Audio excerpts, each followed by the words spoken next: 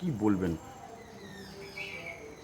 এটা এই ঘটনাটা কালকে কানে এসছে, এটা সম্পূর্ণ তাদের পারিবারিক কোনো শত্রুতা থেকে এই জিনিস হয়েছে, এর সঙ্গে রাজনীতির কোনো সম্পর্ক নেই। তাই সেই জন্য আমরাও এইসব দিয়ে দূরে থাকি।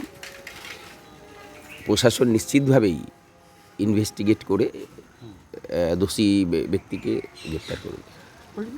যেটা শোনা যাচ্ছে মানে বাড়ির লোক এখনো পর্যন্ত অভিযোগ দায়ের করলো না, যেখানে পিটিয়ে মারা হলো। সেটা কী করে বলবো আপনি বলুন? সেটা তো দুই ফ্যামিলির ব্যাপার, এর সঙ্গে কোনো রাজনৈতিক যোগাযোগ, রাজনৈতিক সম্পর্ক নেই। এখন কি কারণে কি হয়েছে, তার মানে এই ঘটনাটা ঘটার পর আবার দুই পারিবারিক তাদের সম্পর্ক কি, সেটা ডিপেন্ড করে। সুতরাং এইগুলো সম্পূর্ণভাবে প্রশাসনিক ব্যাপার।